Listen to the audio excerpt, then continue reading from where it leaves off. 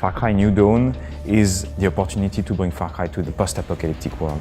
A post-apocalypse setting is something that we were itching to do for a long time, but put our own Far Cry spin on it. I think that's what players are going to find in Far Cry New Dawn. It's super interesting to see how a world could be transformed by such an event.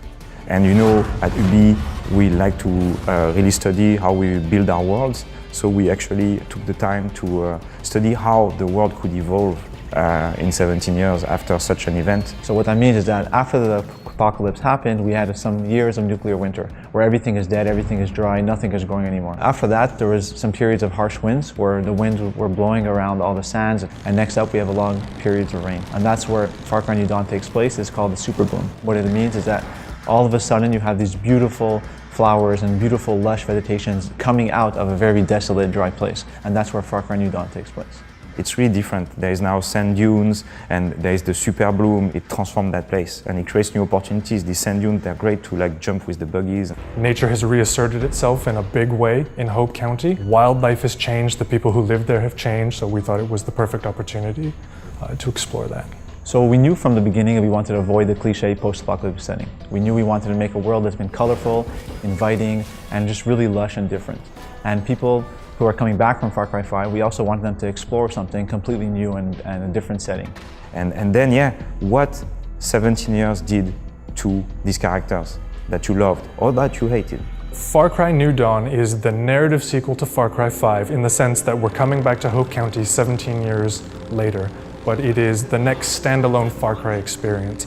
So the player is a new player character coming to Hope County for the first time. If you have played Far Cry 5, you'll get an extra sense of satisfaction in reuniting with people that you've spent a lot of time with in 5 and seeing who survived, and of those who survived, how did it change them? How did this story affect them? How we picked the characters from Far Cry 5 that are coming back is coming from 2 different angles. One is the writing team from both games getting together and saying, he lives, she dies, he lives, she lives. It was super exciting to debate who we should bring, and we looked at who the players were appreciating, and we brought these characters. We're bringing back the Guns for Hire, and we have 2 brand new Fangs for Hire. So we are actually bringing a new dog. Sorry for the people who love the Boomer. Boomer is dead. It has to be said.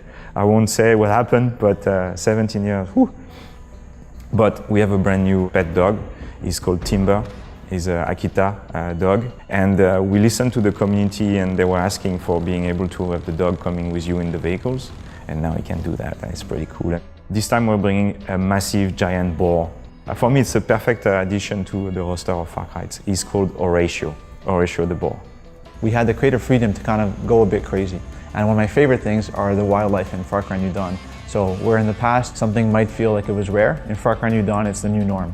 So for example, in our game, you might come across a lot of white albino deer. And besides those, you'll come across so many different animals that you might not have even thought existed before, with their colors. And my favorite, the hummingbirds. We have hummingbirds all over Far Cry New Dawn, and I think that's something that everyone's gonna love.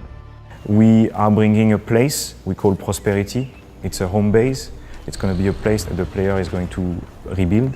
You will bring the victims and your friends there, and that's where also in return they will help you build better vehicles, better weapons. And you have this threat coming from the east called the Highwaymen. The Highwaymen roam the countryside, going from place to place, taking whatever they can or whatever they need to survive. Which is led by Mickey and Lou, the twins. When we were coming up with the story of New Dawn, we were looking for opportunities to change things up. The idea of twins, it changes the dynamic of these scenes in the way that they interact with the player, but also the way they interact with each other. It creates a lot of unexpected movement and action and dialogues.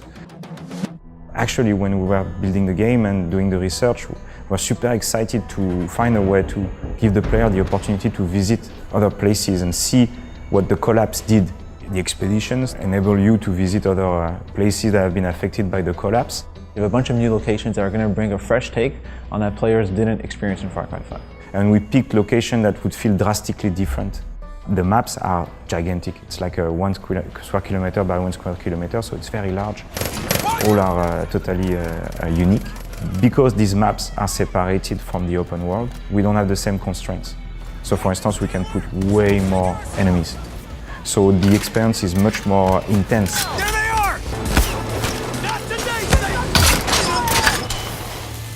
The exciting thing for us is that given that the world is so much more chaotic now in this landscape, we could really take that intensity and really kick things up a notch in terms of how far people are willing to go to survive now. The post-apocalyptic world gives us opportunities to go a little bit crazy, to have fun, and that's what we did. Ooh, hell yeah! Now that's a fucking punch!